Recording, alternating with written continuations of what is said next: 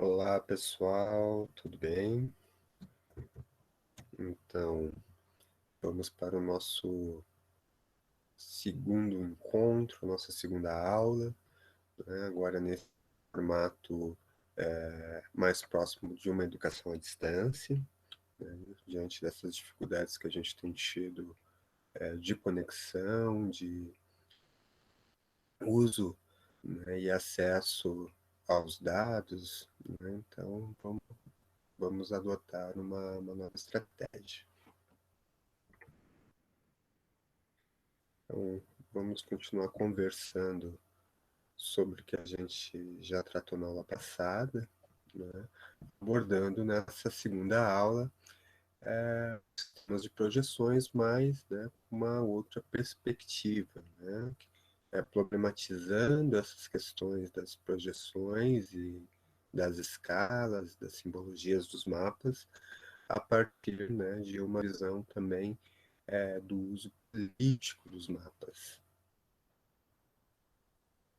Então, na aula começou a, a discutir, a refletir os conceitos de cartografia que vai ser o que vai aprofundar na próxima aula, né? E ali a gente vai estar podendo, então, responder de uma forma melhor a essas três perguntas, né? O que seria a cartografia? Como podemos entender os usos da cartografia e qual é a sua importância para nós? A gente viu que a cartografia está muito relacionada às etapas do desenvolvimento técnico e tecnológico da humanidade e que ela sempre se vinculou a essa exploração de fronteiras, né, de mapear o novo, o desconhecido. E hoje nós já estamos, né, na dimensão da exploração de outros planetas, né? Então mapeamos a galáxia, né, a Lua, a Marte. Então essa dimensão do ir além, né, já ultrapassou a nossa esfera planetária. A gente viu também que os mapas têm uma longa jornada histórica, né, que a gente tem documentos de registros mas em rocha, né, em pedra, aí do século VI, antes da era cristã, e a gente viu, né, que eles sofrem toda uma evolução, e que principalmente ali no século XVII, no século XVIII, se tem então uma visão mais próxima, né, da nossa visão de mundo atual, que foi possível através de uma série de tecnologias, né, inclusive as tecnologias de satélite, né, os sistemas geodésicos, que permitiram uma acurácia muito grande para os sistemas atuais. E hoje, então, esses sistemas com uma grande acurácia, eles se transformaram, né, em plataformas digitais de mapeamento e que estão nas mãos das pessoas, né? Estão nos nossos computadores, estão nos nossos smartphones e fazem parte de uma diversidade de usos cotidianos que às vezes passam desapercebido que a gente está lidando com mapas, né? Com ali um sistema cartográfico, né? Por exemplo, o uso que milhões e milhões de pessoas fazem no mundo inteiro de aplicativos de trânsito nas grandes cidades, nas regiões metropolitanas. É muito comum, né, os motoristas estarem sendo guiados por sistemas, né, de mapas. Então, a gente pode perceber que a cartografia ela engloba e pode ser pensada enquanto uma tecnologia, né, também enquanto uma ciência, como uma arte e como uma linguagem, porque ela permite a expressão de jogos de representação e construções de narrativas, né? Então, ela permite a comunicação, né? Enviar mensagens, né, para um receptor e criar todo, né, um processo comunicacional. E hoje, na nossa aula, a gente vai discutir um pouquinho, né, sobre o texto da professora Valéria Caseta, né, que ficou ali nas atividades para a leitura obrigatória da disciplina, né, e a gente vai conversar um pouquinho sobre esse texto, né, o nosso texto de estudo. Então, a professora nos traz essa ideia de linguagens, né, bem numa abordagem contemporânea, e ela coloca ali que o que a gente pode entender como fazendo parte dessas linguagens que envolve a cartografia. Então, é a sua parte gráfica, é a questão fotográfica, é o sensoriamento remoto, os diferentes tipos de imagem, né, dos imaginamentos que são muito presentes aí nos atlas e em toda uma série de cartogramas que a gente vê, principalmente na cartografia temática, né? E também outros tipos de representações, né? Ela cita ali os modelos tridimensionais, né? E, e esse conjunto, né, de elementos visuais, então, a autora nos traz para pensar, né, como elementos da linguagem.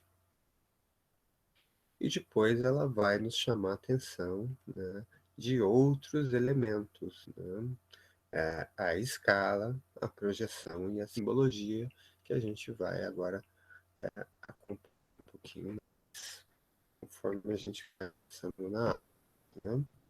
O texto da professora, ela nos traz a origem, né, né, da palavra cartografia na, no seu uso como é feito atualmente. E ali ela nos coloca o quê? Que esse uso é um uso recente, né? É um uso que data ali do século XIX, né? Que vai aparecer cunhado ali nos trabalhos do Visconde de Santarém, né? Lá em meados do século XIX. Porque até então era muito comum o uso para descrever esses tipos de mapeamentos, de imaginamentos, né, o termo cosmografia. Né? Tem um livro muito famoso de um explorador naturalista do século XIX, o Humboldt, que é o Cosmos. Né? Então, o Cosmos é produto das várias viagens que o Alexandre von Humboldt fez pelo mundo, né? Recolhendo imagens de animais, de vegetação e também das paisagens, né? Mapeando todo o planeta nas suas expedições. E naquele tempo, né, era comum ainda para esse tipo de conhecimento se tratar como uma cosmografia, né? Mas que, né, rapidamente ali com a evolução das ciências modernas, né, já vai passar a estar, digamos, doando esses sentidos, esses significados que existiam dentro do conceito de cosmografia para a cartografia. E a cosmografia vai caindo em desuso, né? E a cartografia se estabelece não só como um conceito, né? Mas também como uma ciência moderna. E como que a autora, né, traz possibilidades para a gente estar pensando e refletindo para a gente levar para os nossos estudos ao longo da disciplina a relação entre a cartografia e a educação. Né? Então, ela nos chama atenção para a gente observar a inscrição da cartografia no currículo, né, que no caso brasileiro é algo muito recente, né, essa inscrição, né, essa, digamos, essa alquimia do currículo, né, de um conhecimento científico típico da cartografia adentrando dentro do currículo escolar, ela acontece no Brasil, né, no final ali dos anos 90 e vem entrando paulatinamente, né, em meio a muitas discussões, né, todo esse processo de campo científico para o campo educacional é sempre um processo de tensão, né, diferentes perspectivas e interesses, né, envolvidos, mas é muito importante, né, a gente estar considerando que a cartografia ela foi inscrita no currículo e ela vai sendo escrita cada vez mais de uma forma transversal, né, que não é somente aquela cartografia que a gente via atrelada à geografia, que nos remetia para aprender e ensinar a localização dos pontos cardeais, né, e mais ou menos explicar o que era o mapa, os elementos principais do mapa, e por ali se ficava. Não, essa discussão ela vai, né, caminhando junto com um ideário, né, uma forma de pensar cartografia e educação enquanto um pensamento espacial, né, enquanto um imaginário espacial. Então, é um pouco mais além do que uma perspectiva mais tecnicista, né?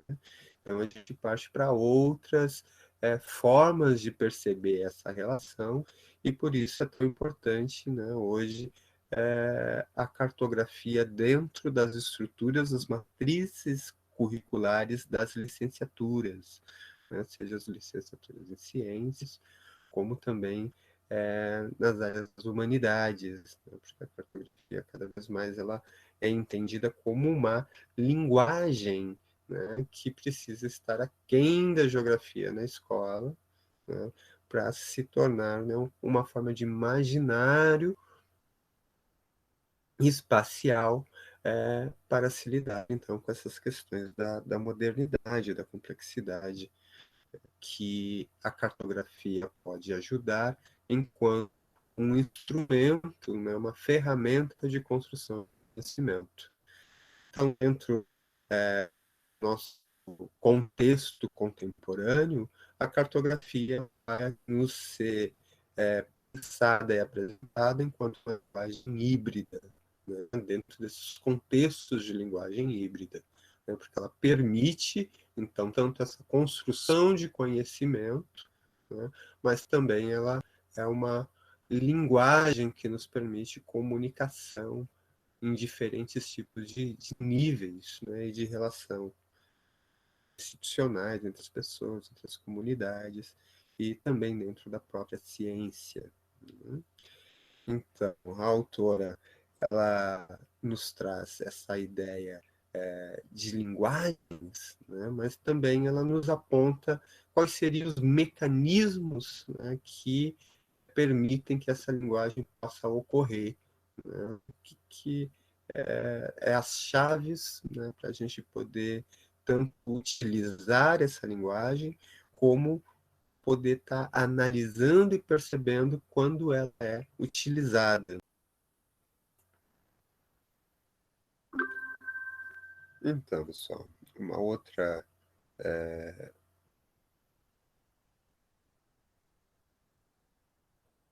Então, pessoal, uma outra contribuição que a autora nos traz, né, é a questão da gente estar pensando essa interface entre educação e a cartografia através de outros três pontos, né, três estratégias, né. Considerar as representações e as memórias cartográficas, né, no sentido que os mapas sempre contam histórias, né, e essas histórias elas se refletem a territórios, aos lugares, às diferenças de relações de poder, né, a histórias que estão ali gravadas naqueles mapas, seja os mapas mais simples, aos mapas mais complexos, né?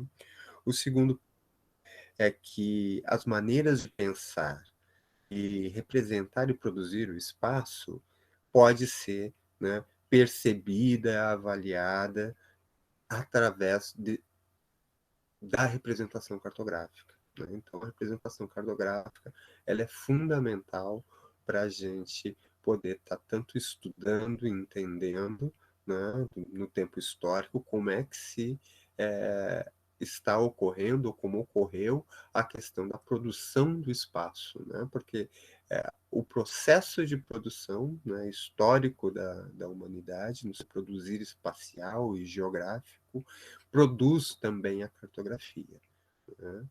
Então, essa relação entre produção de espaço e a produção de mapas, né, é uma maneira muito importante da gente estar observando para estar entendendo, né, as relações ali de poder, os projetos que estão envolvidos.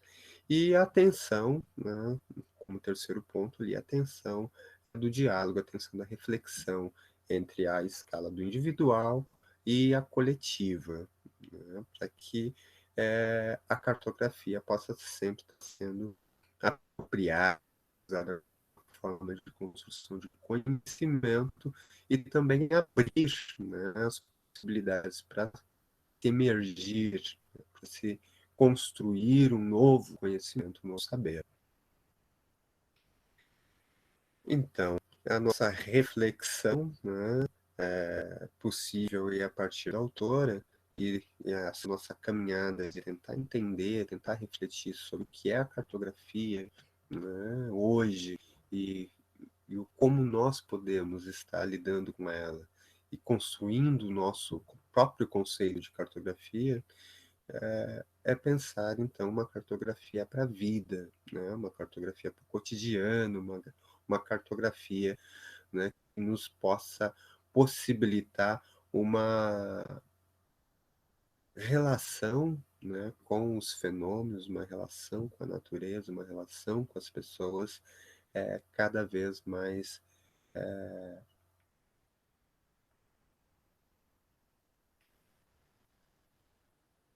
solidária, né, aberta para as relações de co-construção, né, de percepção das conexões entre as coisas, as pessoas, né, as escalas das ações. Então, a cartografia, ela também é uma ponte, né, para uma perspectiva, uma percepção de complexidade. E agora conversando um pouquinho sobre a questão das projeções cartográficas, né, que é o terceiro elemento que a gente pode estar tomando como as nossas estratégias, né, de análise, estratégias de construção cartográfica. A gente tem, né, na cartografia uma questão-chave, né, que o mapa ideal seria aquele que fosse 100% equivalente à realidade, né? O mapa ideal seria uma representação equivalente, né? Mas como isso não existe, né, é impossível, né, de ser feito, as projeções acabam sempre sendo sujeitas de distorções, né?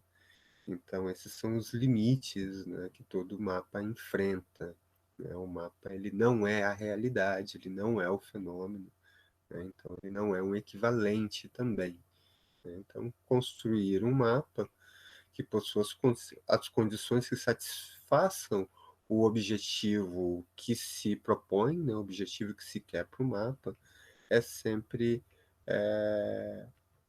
um processo de avaliação, né, de o, quais os limites dessa possibilidade, né, o quanto vai ocorrer de distorção do que se propõe para representar. E a partir desse dilema, né, dessa questão, que as projeções cartográficas começam a se desenvolver, né? Então se busca uma série de técnicas, né, que cada vez mais precisas para diminuir, né, as distorções que esse processo de representação é sujeito, né? Então, por exemplo, né, na aula passada a gente passeou ali, a gente movimentou o globo do Google Earth, né? E ali ele faz automaticamente essa relação, né? Essa relação matemática que é a localização dos pontos, né? Dentro do plano, né? Da latitude e longitude, através de um eixo X e de um eixo Y, né? Ali, quando a gente estava navegando pelo Google Earth, a gente rapidamente consegue fazer, né, esses movimentos todos, porque o computador vai fazendo os cálculos. E a gente passa daquela impressão que eu comentei com vocês, de sair de uma projeção, né, de globo, né, para uma rapidamente entrarmos, conforme a gente vai dando zoom ali no sistema, para uma projeção plana. Então, é a relação matemática, né, que nos permite, né, ter esse processo de representação. Então, os tipos de projeções cartográficas, eles vão variar em função das propriedades que eles conservam, né, de representação. Então, trago para vocês hoje as mais conhecidas, as mais simples, né, que a ideia é que a gente perceba,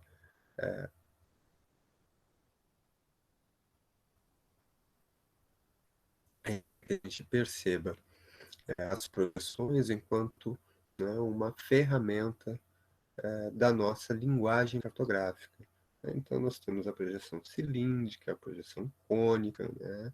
a, a projeção azimutal, que é uma projeção plana, e que elas vão recebendo aí diferentes usos, né?